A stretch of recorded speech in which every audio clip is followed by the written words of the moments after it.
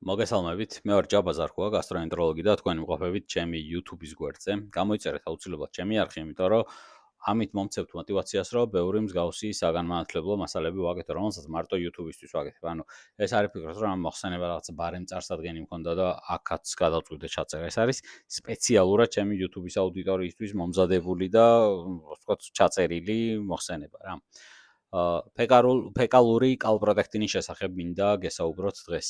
ძალიან მნიშვნელოვანი ტესტია რა, ეს ტესტი გამოიყენება გასტროენტეროლოგიაში ძალიან ხშირად და ჩვენი ერთ-ერთი მთავარი საყრდენი გამოკვლევაა, როდესაც ნაწლავში მიმდინარე ანთების განსაზღვრა გვინდა ხოლმე. ფეკალური კალპროტექტინი არის ნეიტროფილების ერთ-ერთი შემადგენელი ნაწილი. ნეიტროფილები არის სისხლის თეთრი უჯრედების, ლეიკოციტების ყველაზე, ასე ვთქვათ, მრავალრიცხოვანი სუბპოპულაცია, რომლებიც აკეთებენ შემდეგ საქმეს რა, როდესაც აღმოაჩენენ რამეს ჩვენს ორგანიზმში მტერს, ბაქტერიულ ინფექციას, რაიმე ანთებით პროცესს. ამ დაზიანების კერისკენ მიისწრაფიან პირველები ესენი დაადებენ თავს და გარბიან აქეთკენ რა. ქიმიოტაქსისის მეშვეობით, ანუ ქიმიურ სიგნალებს გრძნობენ და ამას მიყვებიან რა. და ძალიან სწრაფად აკეთებენ ამას, რათა მოახდინონ ამ უცხო სხეულის მერე შთანთქმა და განადგურება. აი ამ ამბავში გამოყოფენ ხოლმე ისინი კალპროტექტინს. როდესაც მოსვენებულ მდგომარეობაში არიან ჩვეულებრივად მაშინ კი არა, აი, როდესაც აი საქმეში არიან რა, ბრძოლის პროცესში როდესაც არიან. ამიტომაც ხდება კალპროტექტინის განსაზღვრა ძალიან მნიშვნელოვანი მარკერი ანთების გასაგებად რა. როდესაც ნაწლავის ლორწოვან გარში მიმდინარეობს ანთება, მაგალითად წყლიან კოლიტის ან კრონის დაავადების დროს, მაშინ ეს ნეიტროფილები სიზარღვებიდან გამოდიან და ნაწლავის კედელში გადიან. ამას ქვია თურმე აგერ ცოტათი დავამძიმოთ ხოლმე რა მოხსენებას რაღაცა სამედიცინო ტერმინებიც ვიხმაროთ რა. მარტო პაციენტიც ხო შეიძლება არ უყურებდეს ამ მოხსენებას, რაღაცა სხვაებიც უყურებდნენ რა. უფრო მოწინავე მომხმარებლები ინფორმაციის. ტრანსეპითელური მიგრაციის დროს, ანუ ნაწლავის კედლის გარშში გადასვლის დროს და შემდგომ სანათურში გამოსვლის დროს ეს ნეიტროფილები განიცდიან დეგრანულაციას, ან ნეკროს და უშუალოდ ამ დაიშლებიან მარტივად რო ვთქვა და ნაწლავის სანათურში გამოყოფენ თავიანთ შიგნეულობას, ციტოპლაზმურ ცილებს.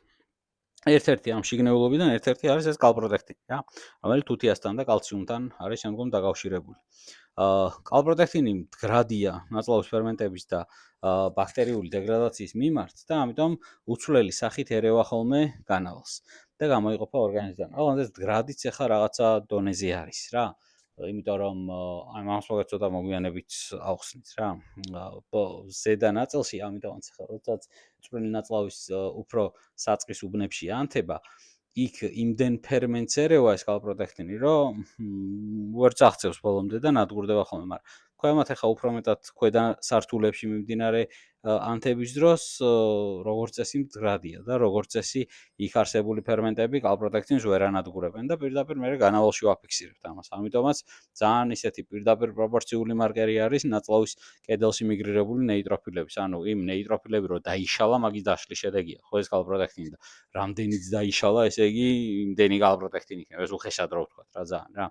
ანუ რამდენადაც არის გამოხატული ანთება, იმდენად მაღალი უნდა იყოს კალპროტექტინი. ეხლა როდის გამოიყენება და გამოყენების ჩვენებები რა არის? კალპროტექტინის გამიჯვნა, ახლა გასტროენტეროლოგიაში ზოგადად გასტროენტეროლოგიის ბაზისი არის ნეიროგასტროენტეროლოგიური ჩივილების გამიჯვნა ორგანული გასტროენტეროლოგიური მდგომარეობებისაგან რა.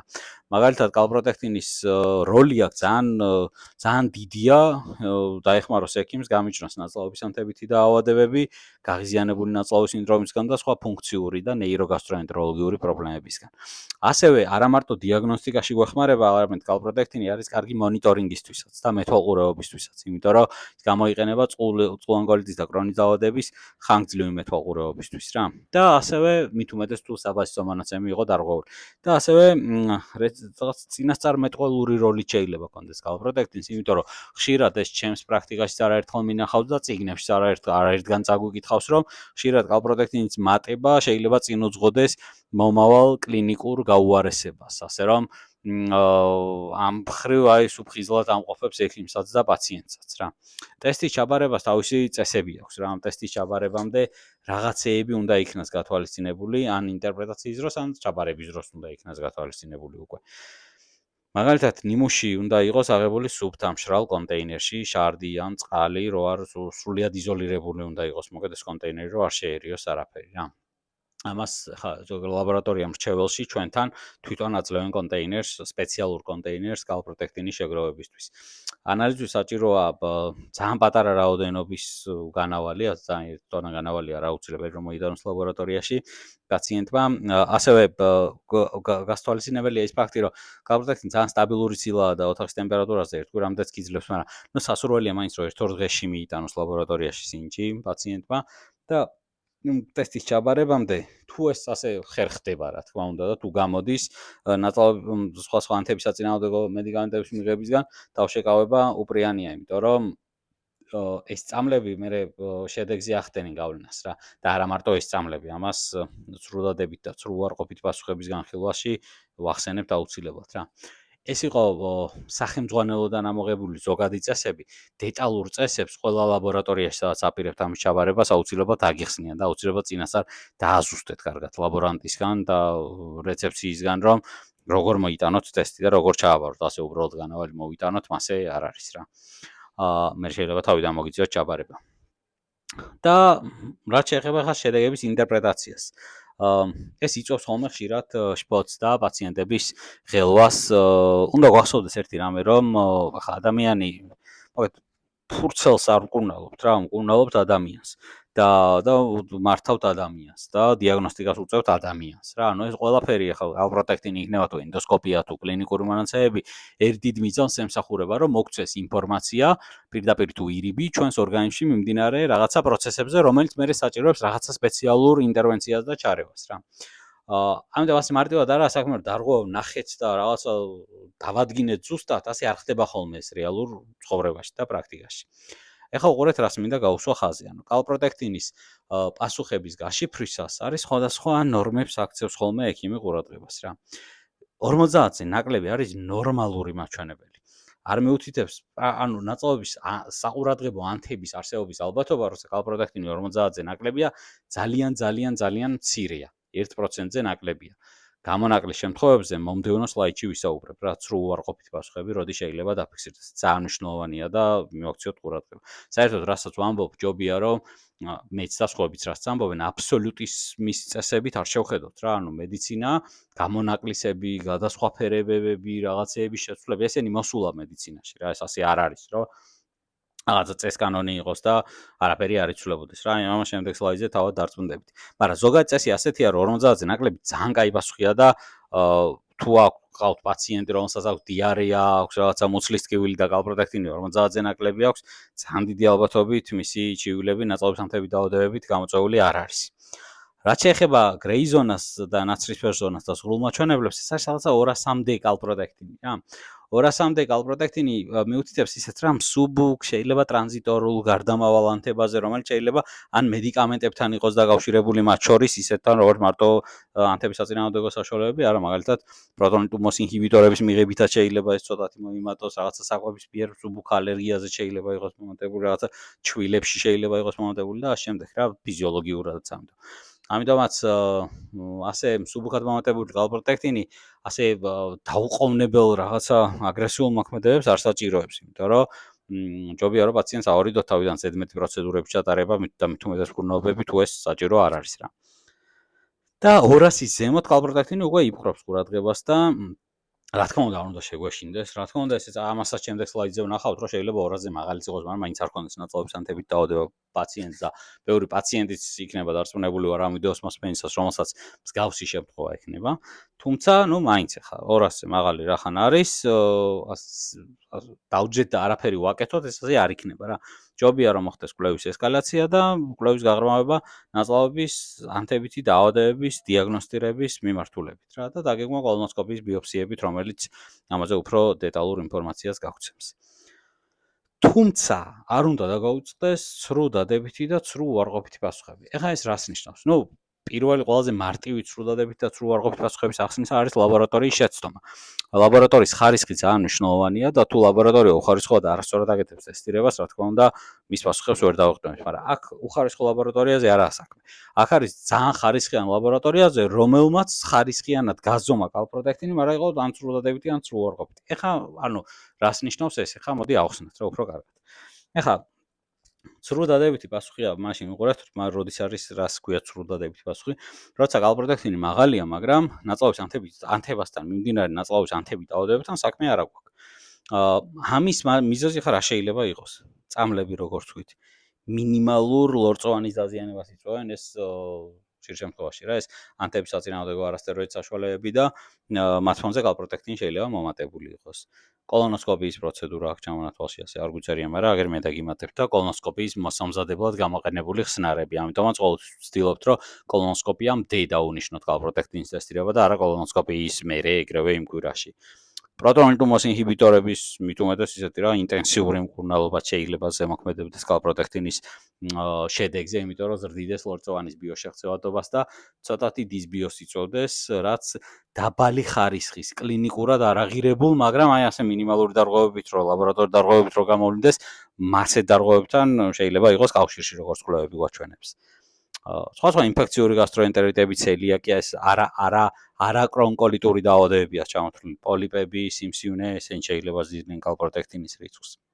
და პლუს ამას არ დაგვაუწყდეს ფიზიოლოგიას რა, ეხლა ჩვილებში 1 წლამდე, ნაწლავის ჩამოყალიბებელი ბარიერის გამო კალპროტექტინი როგორც ვთქვათ, მაღალია, მაგრამ 1 წლამდე ასაკი ხა ისეც არ არის ისეთი ასაკი, როცა ხა კალპროტექტინი შეიძლება ექიმად დანიშნოს, ეხლა დარწმუნებული ვარ, ბევრი 1 წლის ბავშვი არ იქნება საქართველოში, რომელიც კალპროტექტინის ტესტირება ჭირდება რა. ეს ხო ცრუდადებითი პასუხები, სიტუაციები, როდესაც კალპროტექტინი მაღალია, შეიძლება 200-ზე მეტიც არის და მაგრამ არ აქვს რა პაციენტს კრონი ან წყლოვანი კოლიტი. ეხლა განვიხილოთ პირიქითა ვარიანტები, ცრუუარყოფითი პასუხები. ცრუუარყოფითი პასუხები მაშინ არის, როდესაც კალპროტექტინი ნორმაშია და დაბალია რა, კარგი პასუხია. და პაციენტს პირიქით აქვს დაავადება. ნაწლავის ანთები და კრონის დაავადება აქვს სიტყვაზე. როდი შეიძლება ეხლა ეს მოხდეს რა? აი განსაკუთრებით ზედა ნაწილებში, აი ჩვენ თქვით რომ ძალიან მედეგია კალპროტექტინი დეგრადაციისადმი, მაგრამ ის მსხვილ ნაწლავში უფრო და ქვედა ნაწილში არის, სადაც უკვე ფერმენტებიც უკვე ნაკლები, ასე ვთქვათ, ნაკლები დოზებით არის აქტიური, მანდ არის მედეგი განადგურებისადმი, თორე ზედა ნაწილებში უკვე იქ სადაც აქტიური, ასე ვთქვათ, ბიოლოგიური დამუშავების პროცესი მიმდინარეობს, კალპროტექტინი თუ გამოიყოფა, ის სანამ მსხვილ ნაწლავამდე ჩამოვა და განავალში სანამ მას გავზომავთ, გზაში ნადგურდება რა როგორც წესი. ამიტომაც არის რომ კრონის დაავადების დროს კალპროტექტინის ღირებულება მაინც და მაინც მაღალი არ არის. და ამიტომაც არის რომ დარწმუნებული ვარ ამ ვიდეოსაც უყურებს არაერთი პაციენტი, რომელსაც საკმაოდ მძიმე მიმდინარეობისაც კი შეიძლება ჰქონდეს კრონის დაავადება, მაგრამ კალპროტექტინი ან ნორმაში იყოს და არც არასდროს არ ყოფილიყო ზარღვეული. ეს არის ცრუუარყოფითი პასუხების ისეთ კლასიკური ნიმუში. ასევე გასტვალისწინებელია ანთების მცირე ფართობი ხა. წყლ ნაწლავში და ზემოთ ანთება მით უმეტეს კრონის დროს როგორც წესი არის ესეთი სკიფლეჟენ, გამოტოვებული ანთების კერები რა და პატარა დაზიანებები, პატარა ანთების კერები, როცა შეიძლება თელს ნაწლავზე არ იყოს მოდებული ანთება და ამ დროსაც კალპროტექტინი ბევრი არ გამოიყოფა და ბევრი არ არის ხოლმე, ამიტომ ბევრის გაზომა მისი აღარ ხდება ხოლმე განავალში. ბოლოსკენ, ეხლა ცრუდადებით და ცრუუარყოფით პასუხები უნდა გვახსოვდეს აუცილებლად, როცა სანამ ტესტს შეუკვეთავთ და როცა ტესტის ინტერპრეტირებას ვახდენთ. მაგრამ სანამ ტესტს შეუკვეთავთ, ასე უნდა გვახსოვდეს, რანაირ ტესტს უკეთავთ რა. თვისობრივი კალპროტექტინი არ ვარგა. უყურეთ? აი, ძალიან მარტივი მაგალითი რომ მოვიყვანო. კალპროტექტინს აი ესა გამოგონილი შემთხვევა არის რა. მკურნალობის დაწყებამდე 950, მკურნალობიდან 2 კვირაში 380, 6 კვირაში 85 და ნორმა არის რომ გვინდა რომ ნორმამდე ჩამოვწიოთ რა მკურნალობით. აი სამივე შემთხვევა თვისობრივი ტესტი რო ჩაეტარებინა იქნებოდა დადებითი. პლუს. არადა განსხვავდება ერთმანეთისგან რადიკალურად განსხვავდებათან. 950-მ სხვა ინფორმაცია მოგცა. ამასთან შედარებით 380-ს სხვა ინფორმაცია მოგცა, გაუნჯობეს დაუგვითხრა. და ამასთან შედარებით ამან კიდევ სხვა ინფორმაცია მოგცა, რემისიაშია აგვითხრა. საერთოდ სხვა ინფორმაციას გვაძლევს და აქ ჩათვალეთ რომ ახლა პლუსი რო ეწეროს ამათ მაგივრად, ვერაფერს ვერ გავიგებთ.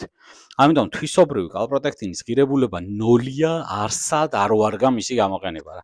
ზედმეტი ხარჯია და არც პირველად ჯანდაცვაში არ ვარ გამისი გამოყენება, იმიტომ რომ კალპროტექტინი უღე აღარ არის ის ტესტი, რომლის დაფინანსებისგანაც თავი უნდა შეიკავოს ვინმე ფასის გამო, იმიტომ რომ ძალიან ეხმარება ექიმებს, პირიქით ბევრ კვლევას ზოგავს ან ბევრ კვლევას დროულად ანიშნებს ექიმს და ამიტომ კალპროტექტინი თუ კეთდება, უნდა იყოს რაოდენობრივი რა.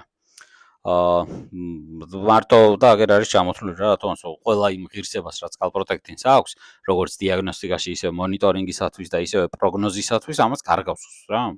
ანუ დადებითი პროგნოზაც აღარ გვარგია. შეიძლება პაციენტი ყავდეს უსიმპტომო და კალპროტექტინი გეგმიურ კონტროლზე ამოვიდეს 2000 და ჩივლები ჯერ არ ქონდეს და შენ უკვე მოქმედება დაიწყო, იმიტომ რომ იცი რომ ჩივლები ყველაზე გამოჩნდება ძალიან დიდი ალბათობით, თუ რამეს არ შეცვლ. და დადებითი რო გიწერია კალპროტექტინი ეგ იარაღიც გერთმევა რა, როგორც კლინიცისტს. ასე რომ თვისობრივ ტესტებს დიდი არა და ძალიან გავგთხოვთ გავითვალისწინოთ ეს ყველამ რა. სადაზღვევამაც, პაციენტმაც, ექიმაც, რა ვიცი, აბსოლუტურად ყველა. ბოლოსკენ შევაჯამოთ, რაც ვისაუბრეთ, იმედი მაქვს საინტერესო იყო.